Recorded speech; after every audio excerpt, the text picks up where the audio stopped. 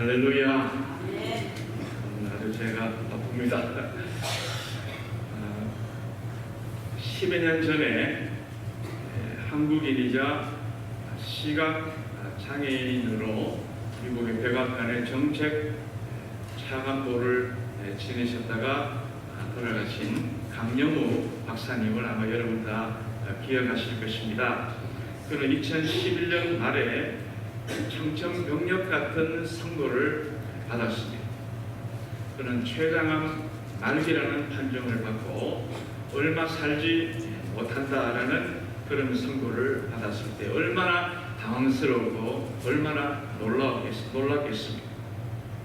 그러나 그는 독실한 믿음 있는 크리스찬이었기 때문에 마지막까지 우리에게 감동스러운 모습을 보여주었습니다.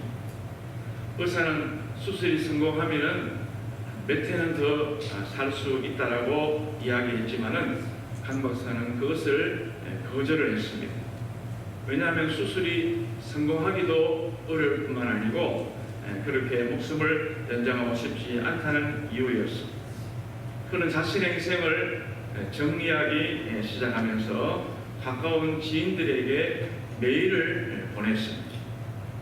그중 일부를 제가 읽어드리겠습니다.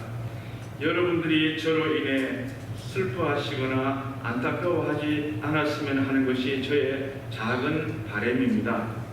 아시다시피 저는 누구보다 행복했고 축복된 삶을 살아왔습니다. 이렇게 마지막까지 하나님의 축복으로 하나 둘 주변을 정리하고 사랑하는 사람들에게 작별 인사할 시간도 허락받았습니다. 한 분 한 분 찾아뵙고 인사드려야 하겠지만은 그렇게 하지 못한 점 너그러운 마음으로 이해해 주시기 바랍니다. 여러분으로 인해 제 삶이 더욱 사랑으로 충만하고 은혜스러웠습니다. 진심으로 감사합니다. 라고 편지를 보냈습니다. 육신의 눈으로 볼 때는 죽음은 공포고 또 절망이고 좌절인 것입니다. 그러나 다음 세상을 믿는 하나님의 사람에게는 이것이 결코 절망이 아니라는 사실을 우리는 강 박사를 통해서 알 수가 있습니다. 그런 시력을 잃은 것도 축복이었고 그 덕분에 더 열심히 살 수 있었다고 고백하면서 장애라는 것을 지옥으로 생각하면 그대로 됩니다. 하지만 그걸 축복으로 여기면 놀라운 일이 생기죠. 무엇보다도 만남의 축복이 옵니다 라고 고백을 했습니다. 그로부터 일주일 후에 신문에 대서특필이 나왔습니다. 시한부의 삶, 강영우 박사, 가진 거 다 주고 떠나렵니다. 미국 국제 로타리 재단의 돈에 25만 불 기증, 이렇게 나와 있습니다.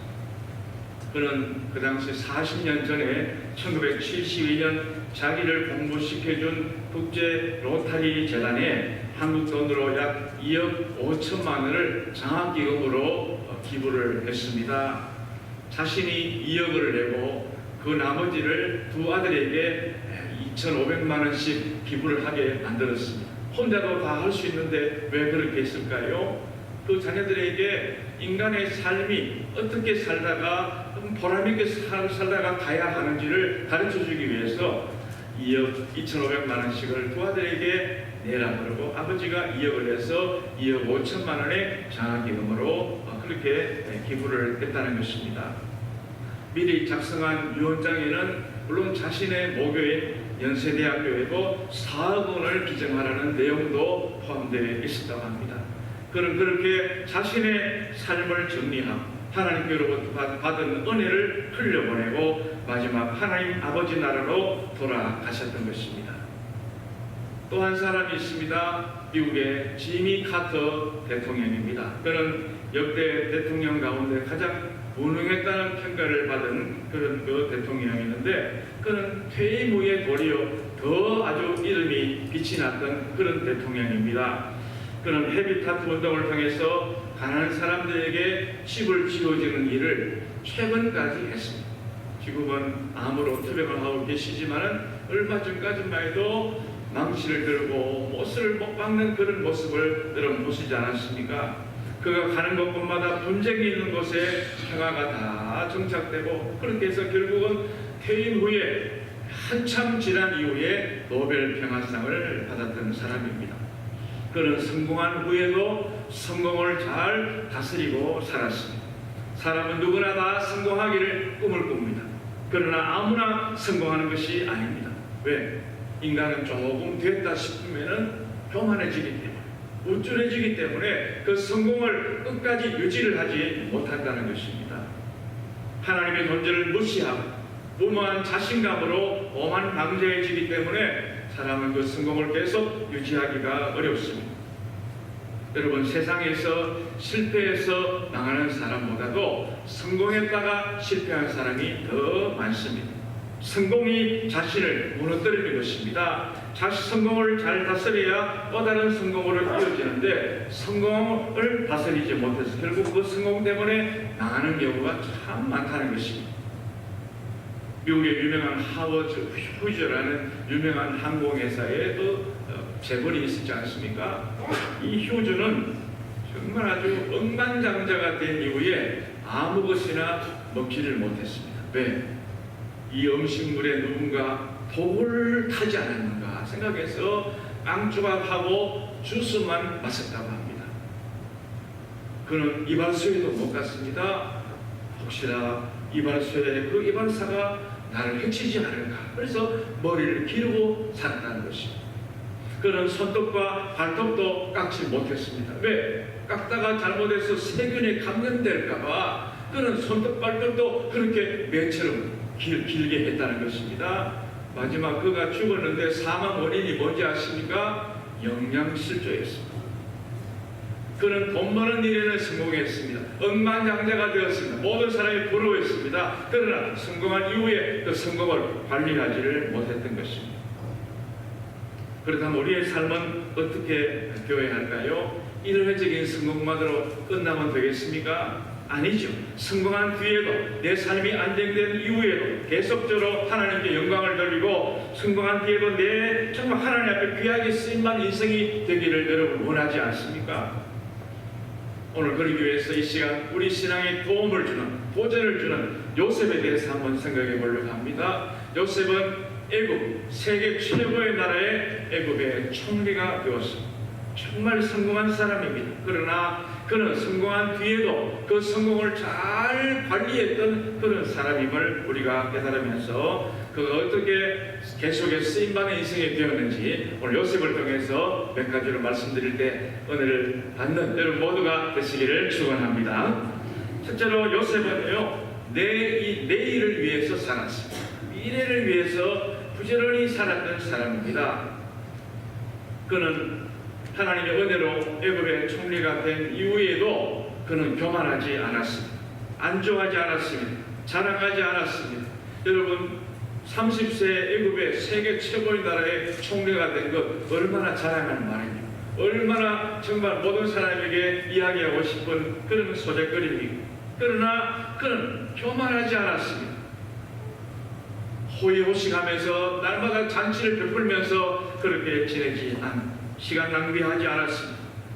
그는 어떻게 했습니까? 애굽 온 땅을 다니면서, 바로 앞을 떠나 애굽 온 땅을 다니면서 순찰했다라고 말하고 있습니다. 그는 얼마든지 시킬 수 있는 위치에 있습니다. 보고만 받을 수 있는 위치에 있지 않습니까? 그러나 그는 하루왕에게 위임받은 그 모든 책무에 대해서 부지런히 열심히 순찰하고 공무원들을 격려하고 백성들을 만나서 모든 이야기를 들어주는 그런 열심을 다해서 내일을 위해서 살았던 것입니다. 자기의 모든 맡겨진 그 일을 삶의 현장에 가서 열심으로 발로 뛰었던 것입니다. 본문 48절에 보니까 그는 곡물을 거두고 그랬습니다. 많은 곡물들을 다 거둘 때 옆에서 지켜보았습니다. 그리고 그 곡물을 쌓았습니다. 창고에 많이 쌓고 하는 이런 일에 오늘에 안주하지 않고 미래를 위해서 복식을 저장하는 일에 열심으로 발로 뛰었던 것입니다. 오늘을 열심히 살지 않은 사람의 특징이 뭐냐? 옛날이 좋았다. 과거의 얼매에는 그런 특징이 있습니다. 물론 과거가 중요하죠. 과거를 잊어버리면 안 되겠죠. 개구리가 올챙이 시절을 잊어버리면 안 되잖아요. 그런데 더 큰 문제는 뭡니까? 올챙이가 개구리가 될 것을 바라보지 못하면 더 큰 문제가 되는 것입니다. 미래를 준비하지 못하고 그저 현재에 머물고 과거에만 머물러 있으면 더 큰 문제라는 것입니다. 히브리서 10장 38절에 보니까 의인이 뒤로 물러가면 내 마음이 그를 기뻐하지 아니한다라고 말씀하지 않습니다. 하나님은 과거 지향적인 사람, 뒷걸음질 치는 사람, 껄핏하면 뒤로 물러가고 옛날로 돌아가자라고 말하는 사람을 주님이 기뻐하시지 않는다라고 성경은 말씀하고 있습니다. 과학자들은 사람의 인간의 뇌가요 120억 개의 세포로 구성되어 있다고 합니다. 아무도 안 놀라시네요. 120억 개나 되는 그런 세포를 가지고 있습니다. 그런데 대부분의 사람이 5 내지 10%밖에 사용을 못한다고 합니다. 그것도 20, 30대가 되면서부터 점점 3 내지 4만 개씩 이 세포가 줄어들고 만다는 것이죠. 인간의 뇌는 얼마나 대단하냐 하면은 브리테니카 대형 백과사전을 다 외울 수 있는 머리를 가지고 있다는 것입니다. 40개 나라의 외국어를 전부 다 섭렵할 수 있는 머리를 가지고 있고요.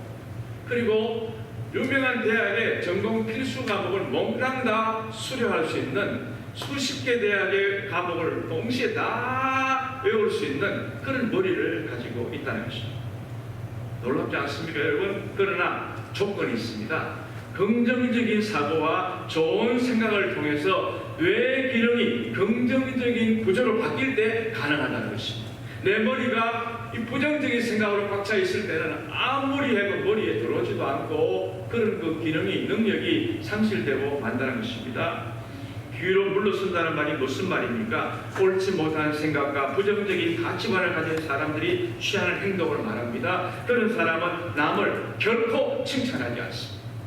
왜? 자기가 최고니까. 희망 대신에 절망을 이야기합니다. 어두운 것을 말합니다. 모든 일에 비난과 비판으로 일관하는 것이 습관화되어 있습니다. 그 대표적인 예가 민수기에 나와 있지 않습니까? 10명의 정탐꾼이 그 가나안 땅에 가서 보고 온 모든 것들을 부정적으로 보고합니다. 우리가 결코 그 땅을 들어갈 수 없습니다. 그 땅 범위는 너무 큽니다. 우리는 그들에게 아무것도 메뚜기와 같습니다. 안 됩니다. 라고 보고했을 때 그들은 그 백성들이 어떻게 합니까? 밤새도록 울고 복하며 우리가 이제 죽었구나, 끝났구나, 이제 여기 서 있어 희망이 없구나, 이렇게 말했지 않습니까? 결국은요, 그들은 치르고 했던 한 번의 성공은 맛보았지만 그 다음에 계속 이어지는 가나안에 들어가는 성공은 맛보지 못했던 것입니다. 한 번으로 끝났던 것입니다. 광야에서 다 죽겠다고 말했는 그 말 그대로 광야에서 다 죽고 말하지 않습니까? 사랑하는 여러분, 여러분은 축복이 1회만은 단회적으로 끝나기를 원하십니까? 그렇지 않잖아요. 여러분의 축복이 우리 당대뿐만 아니고 내 아들, 딸, 자손들, 자자손손이 이 축복이 이어지기를 원하지 않습니까? 그러려면요, 성공을 잘 다스려야 되는 것입니다. 오늘의 과거의 성공에 매이지 말고 내일을 바라보며 주님 앞에 겸손히 최선을 다하며 내게 맡겨주신 일에 열심을 다해 살아가서 여러분 모두가 되시기를 축원합니다. 두 번째로 요셉은 성공한 뒤에도요, 가족을 위해서 살았습니다. 창세기 50장에 보면 요셉의 이야기가 쭉 나오는데요, 요셉은 한 아내와 살았다고 했습니다. 사람이 성공하면은 한 아내에 만족하지 못하다. 그런데 이 요셉은 한 아내와 두 아들에게 만족했습니다. 한 자기의 가정을 주신 그 가정에 그런 만족하며 살았던 것입니다. 그 당시 시대에는 첩을 많이 두고 자식을 많이 낳는 것이 그렇게 죄로 여기지 않을 정도로 그런 묵인된 시대였습니다. 그러나 요셉은 최고로 성공했지만은 평범한 일을 잘 했던 것입니다. 히브리 여인이 아닌 애굽인 제사장의 그 딸, 나는 외국 사람과 결혼할 수 없어라고 얼마든지 말할 수 있지만은 요셉은 그렇지 않았습니다. 자기에게 주어진 그 아내에 대해서 감사하며 그 아내를 자기의 부인으로 기쁘게 맞이하고 또 그 아내에서 태어난 두 아들을 감사함으로 내게 주신 선물로 그는 여겼던 것입니다. 여러분, 최고의 자리에 올라가신 분들을 가만히 보면요, 다 그 가정이 별로입니다. 골프 황제 뭐 누구 농구 황제 누구 복싱 세계 챔피언 헤비급 챔피언 누구 다 보면요 생활이 문란, 가정에 충실하지 못하는 경우를 볼 수 있습니다. 그들은 양손에 돈과 쾌락을 다 주었습니다. 그러니까요 가족을 줄 손이 없었던 것입니다. 세상 재미에 빠져 있다 보니 가족에게 신경 쓸 시간이 없는 것입니다. 그런데 요셉은 최고가 되었어도 한 아내로 만족했고 자기 자녀에게 최선을 다했습니다. 그가 얼마나 신앙이 좋았으면요 그렇게 가정을 잘 돌봤겠습니까? 그러니까 하나님이 계속 그를 사용하시지 않습니까? 그의 신앙이 얼마나 대단한지요 그 아들의 이름을 짓는 걸 보면 알 수가 있습니다. 그의 아들이 첫째 아들이 므낫세라는 그 이름이 뭡니까? 하나님이 나의 모든 고난과 내 아버지의 온 집 일을 잊어버리게 하셨다, 그런 것입니다. 여러분, 지금 요셉이 30세에 총리가 되어서 가정을 가졌으니요 10수년 전에 있었던 그 일을 잊을 수가 있습니까? 얼마나 정말 그는 배반을 당하고 배신을 당했습니까? 사랑했던 형들에게 전부 다 배반을 당했습니다. 애굽에 와서 눈물 젖은 빵을 먹지 않은 날이 없습니다. 한 번도 종일을 해본 사람이 해본 일이 없는 이 요셉이 그 보디발의 집에서 또 자기 동료, 자기 선배 종들로부터 얼마나 무시를 당하고 얼마나 매를 맞고 눈물이 아니면 하루도 지나갈 수 없는 그런 삶을 살지 않았겠습니까? 그가 형들에게 팔리기 전에 깊은 웅덩이 속에 들어갔을 때도요 무서워 외로워서 견딜 수가 없었을 것입니다. 요셉이 그 빈 물웅덩이에 들어갔다 그래서 우리가 그게 뭐 얼마나 대단하냐 싶어서 우리가 그걸 가보니까요 진짜 깊습니다. 어마어마한 깊은데 사람의 손으로 올라올 수 없습니다. 밧줄을 던져줘야 올라올 수 있는 그 곳에 혼자 버려져 가지고 짐승들의 울음소리가 나는 거기서 요셉이 어린 나이에 얼마나 무서웠겠어요. 열심히 일한 대가로 누명을 받아가지고 감옥에 들어갔으니 정말 어떻게 그날을 잊을 수 있겠어요. 6.25 노래 가운데 잊으랴 어찌 그리 이 날을 하는 노래가 있잖아요. 잊을 수가 없어요. 그 공산당의 그 악재를 우리가 어떻게 잊을 수가 있나 말이에요. 요셉은 그 지난 날을 돌아볼 때에 밤새도록 이를 갈아도 시원찮을 그 날들을 어떻게 잊었냐 말이에요. 므낫세를 통해서 잊었습니다. 하나님께서 이 장남을 주셨습니다. 내 모든 지난 날의 모든 아버지의 집안에 있었던 일들과 지금까지 지난 모든 일들을 다 잊게 하셨다. 하나님께서 아들을 선물로 주셔서 이 내 모든 고난을 이기게 하셨다. 얼마나 믿음이 좋은 사람입니까? 그뿐만 아닙니다. 그는 차남의 이름을 에브라임으로 지었습니다. 에브라임, 하나님이 내가 수고한 땅에서 번성하게 하셨다라는 말입니다. 이 요셉의 머릿속에는요 하나님은 축복하시는 분이신 줄을 그는 알았어요. 하나님은 복을 주시는 분이시다. 하나님께서 내게 복을 주셔서 번성하게 하셨다라는 것을 믿었기 때문에 그는 에브라임으로 이름을 짓고 하나님께 영광을 돌릴 수가 있었지 않습니까? 여러분도 받은 축복이 내가 잘해서 뭐 우연히 온 것입니까? 아니지 않습니까? 하나님께서 내게 베푸신 은혜가 만 가지 은혜가 있는데 우리가 감사하며 살아야 할 줄로 믿습니다. 그렇게 살 때 하나님은 계속해서 그 복을 내려주시는 것입니다. 한 번도 요셉은 누구 때문에 부모 때문에 형들 때문에 가난 때문에 핑계하지 않았습니다. 원망하지 않았습니다. 주어진 일을 열심히 하다 보니 불평함도 안 했는데, 원망도 안 했는데 애굽의 총리까지 올라가지 않습니다. 이것은 우리에게 무엇을 교훈해 주고 있습니까? 자신을 학대하지 말라는 것입니다. 환경을 비관하지 말라는 것입니다. 왜? 환경을 바꾸시는 분이 하나님이신데 내가 환경을 탓하고 원망하면 하나님을 원망하는 거랑 마찬가지입니다. 하나님은 이 모든 것을 통해서 합력하여서 뭐를 이루신다고요? 선을 이루신 분이십니다. 요셉은 그것을 믿었습니다. 그래서 자기의 주어진 가정을 잘 감당하고 아내와 함께 사랑하며 살고 그 두 아들 그렇게 믿음으로 신앙으로 키울 수가 있었던 것입니다. 부정적인 생각과 비판적인 마음, 원망과 미움으로 인해 자신의 자식의 앞날에 가시와 엉겅퀴를 남겨주는 부모가 되어서는 안 될 것입니다. 많은 부모들이요 원망불평 때문에 자식의 앞날을 가로막는 경우가 너무 많습니다. 믿음이 없어가지고 이 자녀들의 앞날을 완전히 그냥 좌절하게 만드는 일이 얼마나 많습니까? 그러나 요셉은요 그렇게 어려움이 많았음에도 불구하고 누구 하나 탓하지 않았습니다. 누구 하나 원망하지 않았습니다. 나중에 총리가 된 다음에 형들을 만났을 때에도 원망하지 않잖아요. 도리어 감사하지 않습니까? 형들이 나를 팔았으므로 근심하지 마소서, 두려워하지 말라 말이에요. 하나님이 우리 가정을 살리려고 나를 미리 이곳에 보내셨습니다. 도리어 감사하지 않습니까? 여러분도 이런 넓은 마음을 가지고 가족과 여러분 주변에 있는 자분들을 잘 섬기고 잘 여러분 감당하시는 여러분 모두가 될 때에 하나님께서 자자손손 여러분을 쓰임받는 인생으로 만들어 주실 줄로 믿습니다. 그 다음에 요셉은 성공한 뒤에도 다른 사람을 위해서 살았습니다. 자기 식구들만 위해서 살지 않았다는 말입니다. 오늘 보면 56절에 보니까 애굽 땅에만 기근이 있는 것이 아니고요 온 지면에 기근이 있었다고 했어요.